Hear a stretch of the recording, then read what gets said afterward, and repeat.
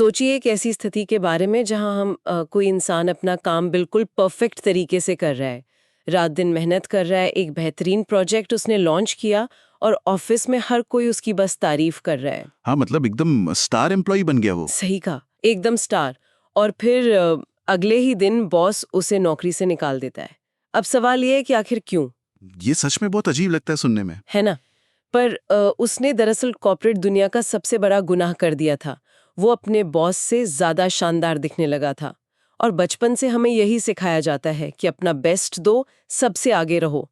लेकिन आज हम इस डीप डाइव में जिस सोर्स मटेरियल पर चर्चा करने वाले हैं, यानी रॉबर्ट ग्रीन की मशहूर किताब दी 48 लॉज ऑफ पावर, उसका पहला नियम इस सीधी सादी सोच को पूरी तरह पलट देता है। बिल्कुल पलट देता है। मैं ये सोच रही थी कि किसी को ऐसी सलाह क्यों दी जाएगी कि अपनी काबिलियत को छिपाओ।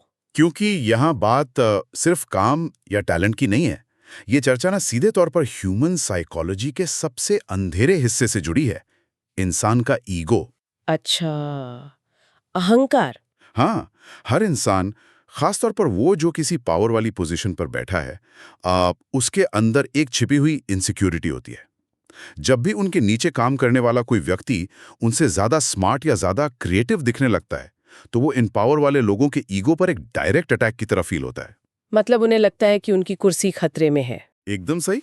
सत्ता में बैठे लोगों को हमेशा यही डर लगता है।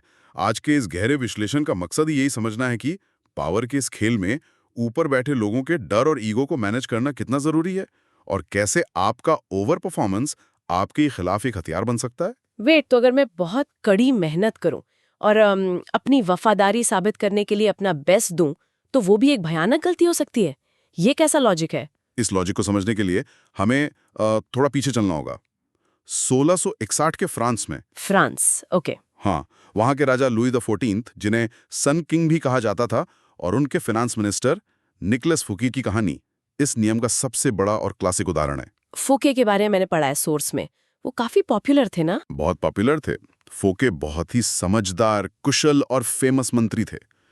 तो हुआ ये कि जब उस वक्त के प्राइम मिनिस्टर की मौत हुई, तो फोके को पूरा भरोसा था कि अगला प्राइम मिनिस्टर उन्हें ही बनाया जाएगा, जो कि लॉजिकली बनना भी चाहिए था। बिल्कुल।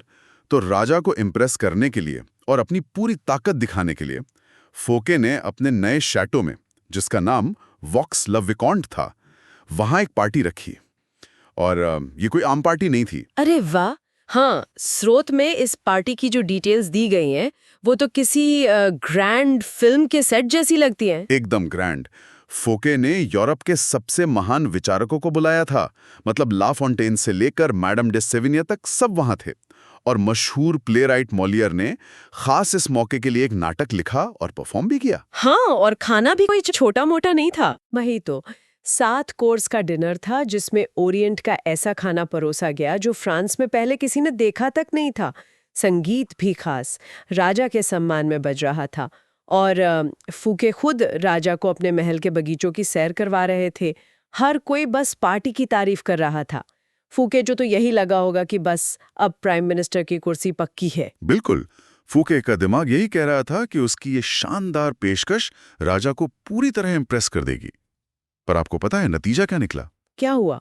अगले ही दिन राजा के हेड मस्केटियर डार्टेनियन फूके को गिरफ्तार कर लिया। उस पर खजाने से चोरी का आरोप लगाया गया और उसके बाद उसे पेरेनीस पहाड़ियों के एक अकेले जेल में 20 साल के लिए सॉलिटरी कन्फाइनमेंट में डाल दिया गया। वेट, 20 साल के अकेले जेल की सजा? वो भी सिर्फ एक शानदार पार्टी देने के लिए? हाँ, सिर्फ एक पार्टी के लिए। ये तो बहुत एक्सट्रीम है। राजा को आम जनता के गुस्से का डर नहीं था, और फुके तो इतना समझदार था, उसने इस डर को पहले क्यों नहीं भांप लिया? ये तो ये वैसा ही हुआ जैसे किसी नाटक में एक सपोर्टिंग एक्टर लीड एक्टर से ज्यादा दमदार डायलॉग बोल दे। सही बात है। दर्शक तालियां जरूर बजाएंगे, पर लीड एक्टर अगले दिन डायरेक्टर से कहकर उस सपोर्टिंग एक्टर को शो से ही निकलवा देगा। ये एनालॉजी आपने बिल्कुल सटीक दी है। फुके यही गलती कर बैठा। उसने सोचा कि उसकी सक्सेस को राजा की सक्सेस मान लिया जाएगा, पर एक्चुअली में क्या हो रहा था वहां? उस रात फुके के महल की हर एक चमकती हुई चीज, हर एक ताली लुई द 14th के ईगो पर एक चोट थी। ओह, मतलब राजा को इनसिक्योरिटी फील हो रही थी। बहुत ज्यादा। राजा को यह एहसास हो रहा था कि उसके ही मंत्री और उसके ही मेहमान राजा से ज्यादा फोके की चॉइस और उसकी दौलत से प्रभावित थे। लुई द 14th एक बहुत ही इनसिक्योर और अहंकारी राजा थे जो हमेशा सेंटर ऑफ अटेंशन बनना चाहते थे। तो जब उनकी स्पॉटलाइट छीन गई तो उनसे बर्दाश्त नहीं हुआ। बिल्कुल, सत्ता में बैठे लोग ये कभी बर्दाश्त नहीं करते कि उनकी चमक किसी और के सामने फीकी पड़ जाए। फोके की मेहनत और उसके शानदार दिखावे ने उल्टा राजा को छोटा महसूस करा दिया। और इसके बाद राजा ने जो किया वो साफ दिखाता है कि उनका ईगो कितना डीपली हर्ट हुआ था। फोके की जगह उन्होंने जॉन बैप्टिस्ट कॉलबर्ट को चुना, जो कि एकदम बोरिंग थे, कंजूसी के लिए मशहूर थे और ऐसी पार्टीज देते थे जहां लोग लिटरली उबासी लेने लगते थे। हाँ, कॉलबर्ट की पार्टीज में कोई मजा नहीं था। बस सबसे बड़ी बात ये कि लुई द 14th ने फोके के ही आर्किटेक्ट्स, डेकोरेटर्स और गार्डन डिजाइनर्स को उठाया और उन्हीं की मदद से वर्साय का महान महल बनवाया। यानी राजा ने फोके का सब कुछ छीन लिया और दुनिया को दिखाया कि असली सन किंग कौन है। सही पकड़ा। कॉलबर्ट को इसलिए लाया गया क्योंकि वो राजा के लिए कभी कोई खतरा नहीं बन सकते थे। उनकी डलनेस राजा की चमक को नेचुरली और बढ़ा रही थी। और ये एक बहुत ज़रूरी पॉइंट है चर्चा का। जब आप अपनी काबिलियत का दिखावा करते हैं तो आप अपर मैनेजमेंट को इम्प्लिसिटली ये मैसेज दे रहे होते हैं कि आप उनसे बेहतर हैं। ठीक है, चलिए, फोके की गलती तो मुझे समझ आ गई, उसने स्पॉटलाइट चुरा ली थी। पर क्या इसका मतलब ये है कि अपनी प्रतिभा को हमेशा छुपाकर ही रखना पड़ेगा? नहीं, ऐसा बिल्कुल नहीं है। इसका एक पॉजिटिव साइड भी है। हाँ, क्योंकि सोर्स मटेरियल में एक और ऐसी कहानी है जहां एक इंसान ने इस नियम का एकदम अलग और पॉजिटिव तरीके से इस्तेमाल किया है।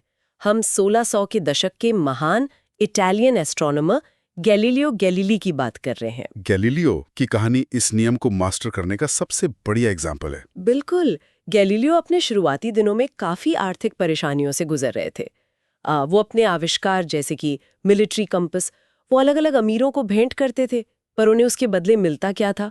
सिर्फ छोटे-मोटे गिफ्ट्स, कोई परमानेंट सैलरी नहीं थी और वो हमेशा अपने स्पॉन्सर्स पर निर्भर महसूस करते थे। गैलीलियो को जल्दी समझ आ गया था कि अलग-अलग राजाओं को ऐसे खुश करने की कोशिश उन्हें लाइफ में कहीं आगे नहीं ले जाएगी। तो 1610 में जब उन्होंने टेलीस्कोप से जुपिटर के चांद खोजे तो उन्होंने एक बहुत ही मास्टर स्ट्रोक स्ट्रैटेजी अपनाई। क्या किया उन्होंने? अमू में अपनी ये पूरी की पूरी नई खोज सिर्फ एक पावरफुल परिवार को समर्पित कर दी, मेडिसी परिवार। ओह, मेडिसी फैमिली। हाँ, और इसके पीछे का लॉजिक बहुत गहरा था। 1540 में कॉसिमो द फर्स्ट ने जुपिटर को मेडिसी परिवार का ऑफिशियल सिंबल बनाया था। तो गैलीलियो ने अपनी खोज का इस्तेमाल करते हुए ये कहा कि जुपिटर के 4 चांद दरअसल कॉसिमो द सेकंड और उनके 3 भाइयों का प्रतीक हैं। वाह, क्या दिमाग लगाया। बिल्कुल, उन्होंने ये लॉजिक दिया कि जैसे ये चांद जुपिटर के चक्कर लगाते हैं वैसे ही मेडिसी परिवार की महानता इस पूरे ब्रह्मांड के चक्कर लगाती है। ये तो एकदम मॉडर्न डे स्टार्टअप इक्विटी जैसा लगता है ना? एग्जैक्टली वैसा ही। गैलीलियो ने सिर्फ अपना प्रोडक्ट यानी टेलीस्कोप नहीं बेचा, उसने सीधे अपने इन्वेस्टर को ही ब्रांड एम्बेसडर बना दिया। उन्होंने पूरे यूनिवर्स का इस्तेमाल अपने बॉस की मार्केटिंग के लिए कर दिया। पर एक सवाल मेरे दिमाग में आ रहा है, मेडिची परिवार को इस स्पेसिफिक तारीफ की इतनी जरूरत क्यों थी? वो तो वैसे ही बहुत अमीर और पावरफुल थे। यही तो पावर का असली गेम है। देखिए, मेडिसी परिवार शुरुआत से कोई शाही या रॉयल परिवार नहीं था। वो दरअसल बैंकर्स थे। अच्छा, नया पैसा। हाँ, नया पैसा। और जो नया पैसा होता है उसमें सबसे बड़ी इनसिक्योरिटी ये होती है कि सोसाइटी उन्हें पुराने राजाओं जैसी रेस्पेक्ट और लेजिटिमेसी नहीं देती। उन्हें डिवाइन लेजिटिमेसी चाहिए थी। उन्हें ये जताना था कि उनका जो पावर है वो भगवान का दिया हुआ है। और गैलीलियो ने ये पढ़ लिया। गैलीलियो ने इस डीप साइकोलॉजी को बहुत अच्छे से समझ लिया था। उन्होंने मेडिसी परिवार की महानता को सीधे सितारों और प्लैनेट्स से जोड़ दिया। उन्होंने स्टार्स के जरिए उन्हें एक्चुअली में डिवाइन बना दिया। और इसका नतीजा ये हुआ कि गैलीलियो को मेडिसी परिवार ने अपना आधिकारिक कोर्ट फिलोसोफर और मैथमेटिशियन बना दिया, वो भी पूरी सैलरी के साथ। बिल्कुल। उनकी मांगने वाली जिंदगी हमेशा के लिए खत्म हो गई। गैलीलियो ने अपने बॉस के आगे निकलने की कोशिश नहीं की, बल्कि अपने बॉस को एक ऐसी ऊंचाई पे बैठा दिया जहां से उनका ईगो पूरी तरह से संतुष्ट हो गया। एग्जैक्टली। देखिए, बॉसेस सिर्फ फाइनेंशियल प्रोवाइडर बनकर नहीं रहना चाहते। उन्हें ये महसूस करना होता है कि वो महान हैं, क्रिएटिव हैं और यूनिक हैं। गैलीलियो ने उन्हें ब्रह्मांड के शासक जैसा फील कराया और इस प्रोसेस में गैलीलियो ने अपनी खुद की सक्सेस मेडिसी परिवार की शैडो में छिपा दी। पर उसने अपना असोल मकसद हासिल कर लिया, सिक्योरिटी और रेगुलर फंडिंग। तो फूके और गैलीलियो की कहानियों में तो एक क्लियर इंटेंशनल स्ट्रैटेजी दिखती है, पर तब क्या हो जब कोई जानबूझकर अपनी सीनियर को नीचा नहीं दिखा रहा हो? ये बहुत आम बात है। मतलब क्या आपका नेचुरली बेहतर होना या सिर्फ एक अच्छा इंसान होना भी आपके लिए खतरा बन सकता है? ये थोड़ा डरावना लगता है मुझे, डरावना तो है, पर सच यही है। क्योंकि सोर्स हमें 1500 के दशक के फायेंजा के प्रिंस अस्टोरे मैनफ्रेडी की कहानी बताता है। मैनफ्रेडी एक बहुत ही हैंडसम, आकर्षक और उदार स्वभाव का इंसान था। हाँ, और जब चेज़रे बोर्जिया ने फायेंजा को जीता तो उसने मैनफ्रेडी को कोई सजा नहीं दी शुरू में, बल्कि पूरी आज़ादी दी। पर कुछ ही हफ्तों बाद अचानक मैनफ्रेडी को गिरफ्तार किया गया और 1 साल बाद उसकी हत्या करके उसे टाइमर नदी में फेंक दिया गया।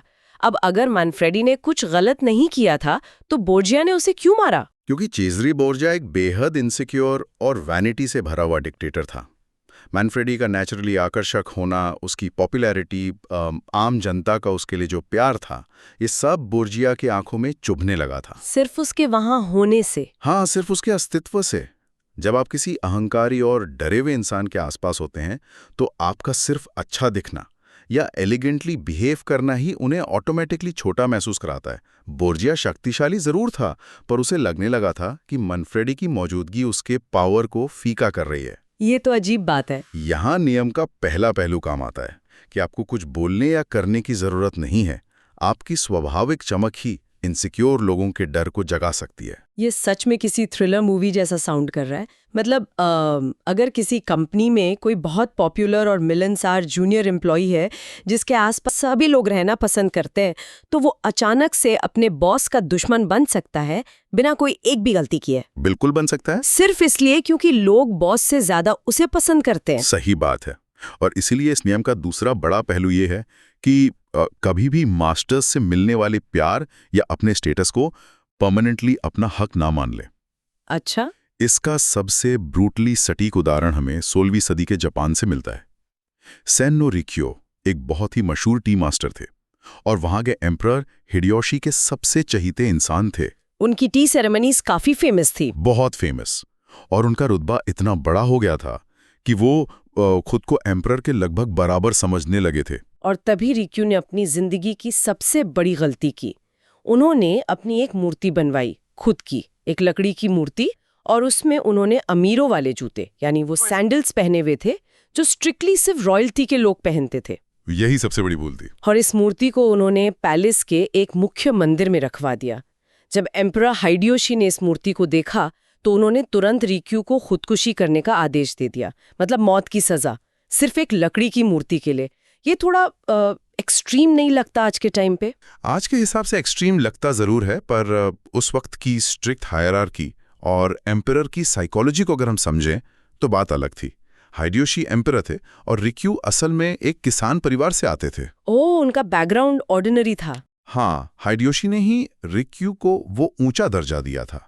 तो रिक्यू का उन रॉयल्टी वाले जूतों को पहनना और अपनी मूर्ति को एक ऐसी जगह रखना जहां से खुद एम्परर गुजरते थे, हिडेयोशी के लिए एक बहुत डायरेक्ट इंसल्ट थी। उन्हें लगा उनकी अथॉरिटी चैलेंज हो रही है। बिल्कुल, ये इस बात का सिंबल था कि रिक्यू अपनी औकात भूल गए थे और उन्हें लगने लगा था कि उनका स्टेटस उनका अपना खुद का कमाया हुआ है।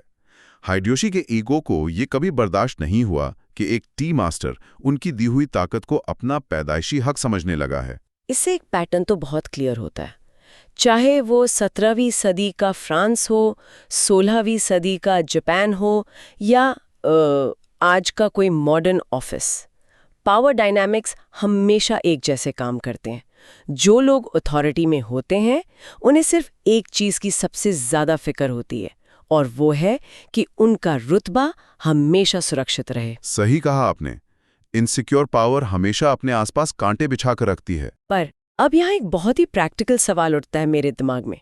अगर सिचुएशन ऐसी है दुनिया की, तो इंसान अपने सर्वाइवल के लिए आखिर करे क्या? क्या हमेशा बस डर डर कर रहें? सोर्स हमें बचाव के कुछ बहुत ही काउंटर इंट्यूटिव तरीके सिखाता है। जैसे एक कॉन्सेप्ट है डिस्क्रीट फ्लैटरी, यानी छुपे हुए तरीके से की गई तारीफ। हाँ, यही वो वेपनाइज्ड ह्यूमिलिटी या हथियार की तरह इस्तेमाल होने वाली शांति है जिसके बारे में मैं सोच रहा था। अच्छा। अगर आप जानते हैं कि आप अपने सीनियर से ज्यादा शातिर हैं तो कोशिश करें कि थोड़ा नासमझ बनने की एक्टिंग करें, छोटी मोटी बेनुकसान गलतियां करें इंटेंशनली। गलतियां करें, इसका क्या फायदा होगा? इसका फायदा ये होगा कि आपका बॉस आकर आपको सलाह देगा। और देखिए, इंसानी फितरत ये है कि किसी को भी सलाह देना बहुत अच्छा लगता है। हाँ, ये तो है। खासकर उन लोगों को जो बॉस बनकर बैठे हैं। जब बॉस आपको सलाह देता है तो उसका ईगो नेचुरली सेटिस्फाई होता है कि वो आपसे बेहतर और अनुभवी है। ये तो एक तरह से बॉस को मैनेज करने की बहुत डीप साइकोलॉजी हुई। सोर्स ये भी बताता है कि अगर आपके पास कोई बेहद क्रिएटिव आइडिया है तो कोशिश करें कि वो पब्लिक में ऐसे प्रेजेंट हो जैसे कि वो आइडिया दरअसल आपके बॉस के पुराने विचारों की ही एक परछाई हो। एकदम सही तरीका है ये, क्रेडिट उन्हें लेने दे। और मजाक की बात करें तो अगर आप नेचुरली फनी हैं तो हमेशा ध्यान रखें कि आपका ह्यूमर आपके बॉस पर भारी ना पड़े कहीं। ऐसा ना हो कि महफिल आप लूट लें और बॉस वहां साइड में चिड़चिड़ा होकर खड़ा रहे। अपनी स्ट्रेंथ्स को छुपाना यहाँ वीकनेस नहीं है, मैं समझती हूँ ये एक सोची समझी ढाल है। आप बॉस को वो सेंटर ऑफ अट्रैक्शन बनने देते हैं जिसके आसपास सभी लोग घूमते हैं। बिल्कुल ठीक। आप अपनी असली ताकत और चमक को दबे पांव रखते हैं और इस तरह आप अपना काम भी स्मूथली कर लेते हैं, उनकी गुड बुक्स में भी रहते हैं और सबसे बड़ी बात, उनके अहंकार को आहत किए बिना अपना रास्ता साफ रखते हैं। लेकिन देखिए, हर रूल का एक एक्सेप्शन तो होता ही है। तो क्या इस नियम को कभी तोड़ा जा सकता है? क्योंकि सोर्स में एक रिवर्सल यानी इस नियम का उल्टा असर भी विश्लेषण किया गया है। वो स्थिति जहां आपका बॉस एक गिरता हुआ तारा यानी एक फॉलिंग स्टार हो।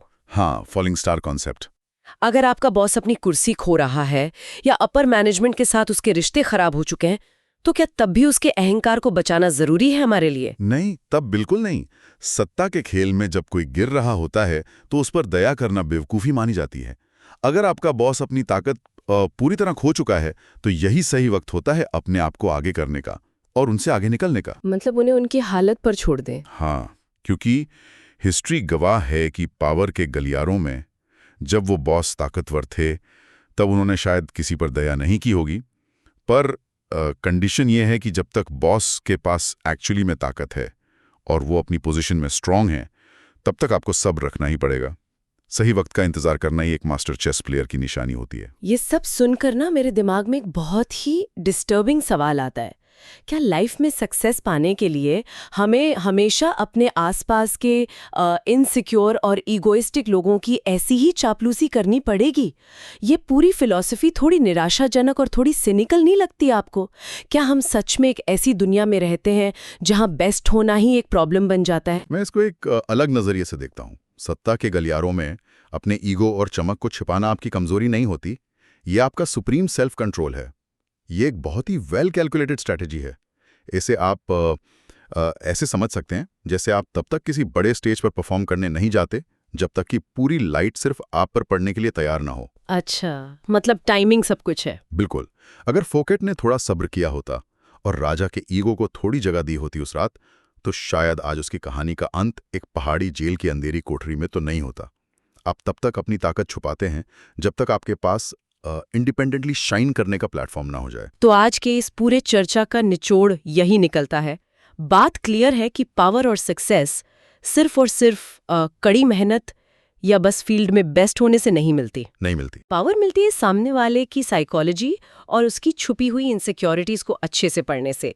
अपने सीनियर को हमेशा उसकी सुपीरियरिटी का एहसास दिलाना, उसके डर को शांत रखना शायद किसी भी करियर में सर्वाइवल का सबसे बड़ा सेफ्टी नेट है।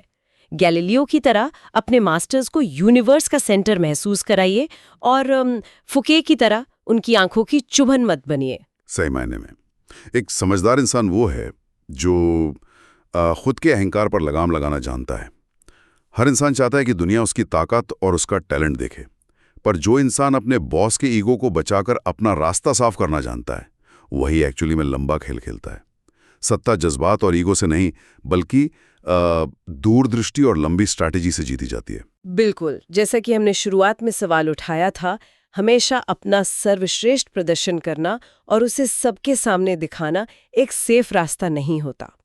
आज के इस गहरे विश्लेषण को खत्म करते हुए सोर्स की इस हार्श रियलिटी से एक बहुत ही चुभता हुआ सवाल उभरता है जिसे हम चर्चा के अंत में विचार के लिए छोड़कर जा रहे हैं। जरूर। अगर इस दुनिया का हर सच में काबिल, हर सच में ब्रिलियंट इंसान सिर्फ अपने से ऊपर बैठे अथॉरिटी फिगर्स के ईगो को बचाने के लिए अपनी असली चमक को ऐसे ही छुपाता रहेगा, मेरा मतलब अपनी सबसे बेहतरीन आइडियाज और खोजों को किसी और के नाम करता रहेगा, तो क्या ये सोसाइटी कभी एक सच्ची, बेदाग और रेवोल्यूशनरी प्रोग्रेस कर पाएगी? या फिर पावर की इस कड़ी चेन में असल ट्रू जीनियस हमेशा सिर्फ एक झूठी मुस्कान पहने हुए एक इनविजिबल सपोर्टिंग एक्टर बनकर ही रह जाएगा? इस पर जरूर विचार कीजिए।